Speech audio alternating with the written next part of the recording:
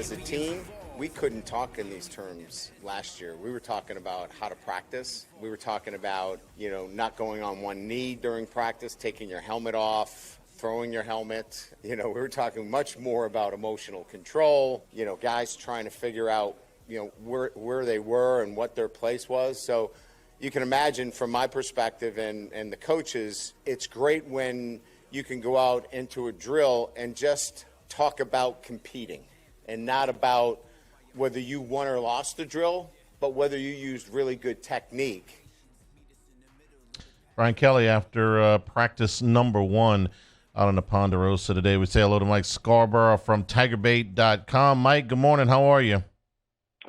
Good to be with you. That soundbite right there is fine and good. And of course, you've got a bunch of guys who are out there and are returning, but he sure does have a whole lot of new faces. They're going to be basically following the lead of the guys who've been in the program, but it's not like he's got a whole run of roster that's the same as last year, because I haven't totaled up the number because the roster was posted so late, but the number of new faces that are out there at practice, it's going to take several practices to get a handle on it. Yeah, spring is always about who's available to you. Early entries, early enrollees are great. The more the better. But there's always players that are dealing with injuries from the season left over, and, of course, freshmen that haven't gotten here yet. And there may be some more tweaks transfer-wise. Let me start with Marlon Martinez. I thought this was one of the more interesting quotes of the post-practice presser, which was that we knew Martinez was going to get the first-team reps at center with Charles Turner out. Brian Kelly said that he hopes that Martinez is on the team in the fall, and said the transfer portal is going to open again. We hope he stays. That's pretty candid, Mike. If Martinez shows out in the spring, doesn't Turner have a chance to get his job back in August? And if he doesn't show out, then he doesn't come back, maybe, according to Kelly, and there's no competition for it in August drills. Yeah, and you were there this morning and trying to get a look around the corner to where they had the offensive line slotted. I was able to get my camera in there a little bit, but to see who all they're working there at center, we heard a little bit about possibly Bo Bordelon. But, how many bodies is he going to have to work there that would make him think that Martinez might not, be in the mix in talking about the second transfer portal period? It was just a really candid comment. Maybe I don't want to say a warning shot, but maybe an indication that he's telling Martinez, "Hey, look, the job is yours. We want you here. Just go show out in spring." Now, I don't know how Turner feels about that, because he's been the starting center most of the way. But Mike, you remember the game that Martinez played last year, and there's a pretty sizable difference in what Marlon Martinez is size-wise. Charles Turner, played the position at 295 pounds. Marlon Martinez is 330 pounds. It's pretty easy to see why Kelly is pushing Martinez at that center spot. Now, I'm only leading with it because it's such an important position on that offensive line, and we know who the quarterback's going to be. So this is one of the things in spring I think is important. Well, see, now you say we think we know who the quarterback's going to be, but there's a whole contingent of the fan base is going to get mad at you for picking one of them. I didn't pick one of them. The coach did. Based on play. There'll be plenty of time to argue about that in the summer. But tell me what you think about the offensive line.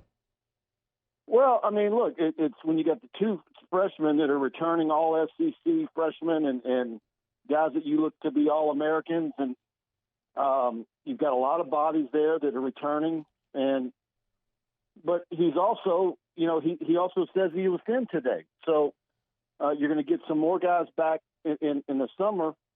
But, that's a group that I hope that we're able to get more of a view of if we're going to be relegated to that one sideline. But, when you look at the list of who's not available this spring because of injury, all the positions, they're a little thin in places. Well, in spring, I can accept that as long as I know that the reinforcements are coming. I thought that Emery Jones who's listed on the roster, and you're right, they released this pretty late, but listed at 325 pounds. He looked slimmed down to me a little bit. He, I had a terrific freshman year, but he looked really good, and I was kind of trying to put some eyeballs on him because there is a very good chance that he'll get some work at guard in the spring. In fact, he's going to get some work at guard. It's just a matter of how much. And if Zalen's Hurd shows up in August the way they hope he does and is a candidate to start, then Jones could slide down inside. But that's, that remains to be seen. The other place that they were real thin today was at running back. We knew that they were going to be without Armani Goodwin. They are also without John Emery, who he said has academic marks to hit, and Josh Williams, who's still working through the injury that cost him games at the end of last season. So, hey, for Trey Holly fans, there'll be plenty of reps to look at when we release some of that practice video. Yeah, in fact, my video is about done rendering. It should be live as soon as I hang up with you. But I got a good bit of Trey Holly this morning. But I don't know about you, things that I was hearing last fall and what was the future of John Emery. Honestly, I was kind of shocked that he was back for 23. Of course, there's still a portal period, but some of you talk about Brian Kelly being candid. He was candid again today about that. An academic and certain benchmarks that he's got to meet in order to get back where he needs to be in the football program. And I think it's just some of those things where it's like we keep waiting for Emery to arrive, and it goes year after year after year. And now you've got a full, once healthy, that running back room has got the numbers. And, yeah, I think there's probably a bit of exasperation with John Emery, and people are just ready to cut bait. Well, I understand that, and had he moved on, I would have understood that. But if you're here, get on the field and show something. I'm not waiting. I'm not counting on him to be LSU's lead back or even It's gravy if he does show up and is the guy. Yeah. But to me, if you're looking at the running back room, you're like, you're looking at everybody else, and if Emery shows up and is the guy, then it's a cherry on top. But if not, I wouldn't count on him. He's flashed just enough to make you want this guy to be a player that you can count on. They just never have been able to, and so I'm not again. But what offsets those flashes is the putting the ball on the ground. It's negated in my mind. Well, no, absolutely, and in the eyes of the coaches as well. We got a chance to see. We were standing right in front of where the tight ends were working today, and this is another position where freshmen are going to get all the reps that they can handle and more. With Mason Taylor missing the spring, we're going to get a good long look at Mac Markway and Jackson McGowan. I watched a little bit of that. Again, we were in there for a short period of time. Mike, what I see is two really big frame guys who are willing blockers, but are going to have a ways to go in that respect. And then I didn't see him catch passes today, but we know what Brian Kelly wants to do with the tight end.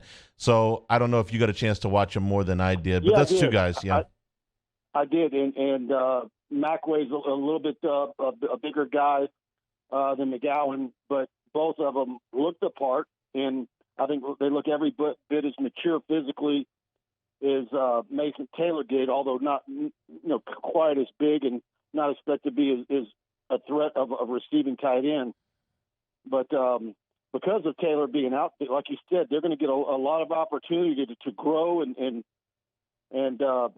be guys that can give you a number 2 and possibly a number 3 tight end. So you could have a true sophomore and two true freshmen heading up your group.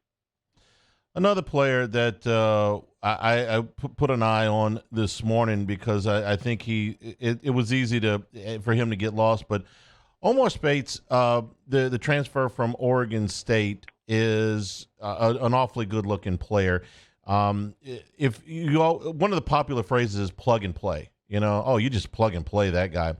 But a lot of times that's not true. It's like he's a freshman. You just plug and play. Those guys are rare. He looks like a true plug-and-play player to me. I mean, this guy's had over 300 tackles at Oregon State. He's not the tallest cat in the world, but, man, is he thick, and I like the way he moves. He looks like a plug-and-play guy to me, Mike.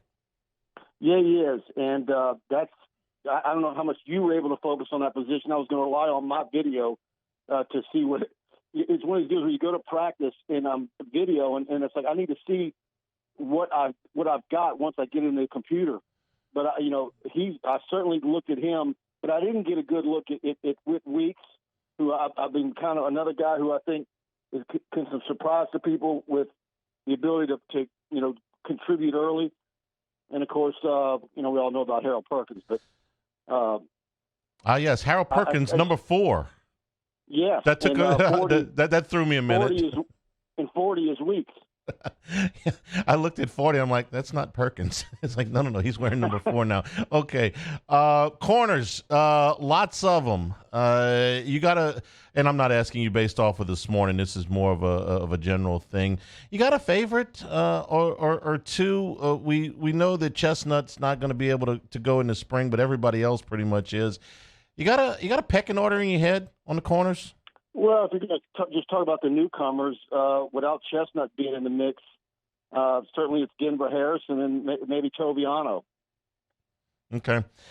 All right, I got to throw everybody a bone. I'll ask you about the quarterbacks. He did have a quote in the pre-spring practice interview that he did with the Advocate. He says, I think we play one quarterback. I had no problem with that.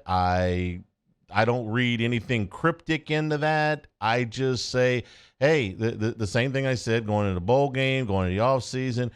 Daniels is on the team. He's the best quarterback. He's a starting quarterback, and he's going to play pretty much all of the quarterback reps unless there's some kind of injury. And I still feel that way. It's spring practice, so we'll see Garrett Nussmeier. And he had what do you call it, a corrective surgery, I think was the term that he used. But to me, there's no quarterback battle. There's no quarterback controversy. Daniels is a starter and Nussmeier's a backup, and that's how that goes to school. Yeah, I agree. I don't think the scenario for Nussmeier to play is any different than it was last season.